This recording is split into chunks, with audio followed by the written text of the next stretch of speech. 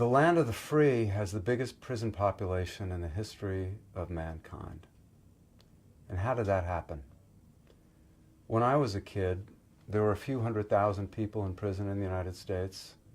Governor Ronald Reagan in California was proudly shutting down prisons. Reagan was responsible for an inmate Bill of Rights. And yet, in the last 30 years, there's been a total transformation of the American prison system. Today, there are about 2.2 million people behind bars in the United States, more than in communist China. I've been going into prisons for the last 20 years. And who have I met behind bars? Well, there are murderers and armed robbers and rapists and child molesters. But the majority of people behind bars are nonviolent offenders.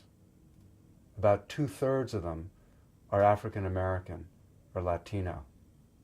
They're overwhelmingly poor, substance abusers, a large number of mental patients, huge rates of illiteracy.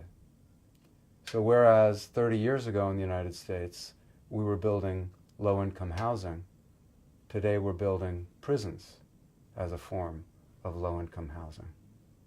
There's about 200,000 women behind bars, overwhelmingly nonviolent, many of them in prison because their spouses or their boyfriends were drug dealers and they wouldn't rat them out. And there are tens of thousands of people who are in solitary confinement. Some of them are major gang leaders, some of them are people who are violent, and it makes sense to put them in solitary. But the majority aren't, and they're prey to all kinds of health problems, psychological problems, being locked away for weeks, months, years, by themselves in a cell, only allowed out for 2 hours, maybe, a day. For most of these nonviolent offenders, there are so many other less expensive ways to deal with them in the community. For example, mental patients. We used to have mental patients in mental hospitals, and then we shut down the mental hospitals. So now they're in prison.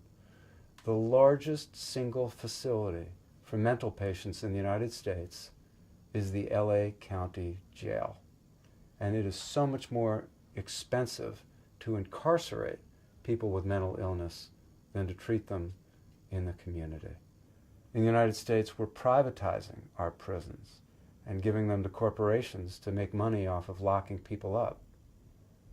All of this is relevant in Great Britain because Great Britain is the only country in the Western industrialized world that's imitating American correctional practices. Great Britain has one of the largest prison populations in Europe, overcrowded facilities. There have been major cutbacks in staffing in Great Britain, rise in private corrections. And the other thing that's being imitated here is the whole notion of having large prison facilities. You're building facilities here with 1,000 inmates. It's exactly the wrong way to build and manage a prison. So why is it so important to look at prisons? Why is it so important what you're doing to the people who are locked away?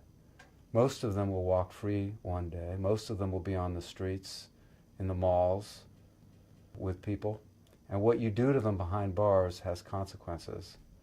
But beyond that, what motivates my work on prisons and the American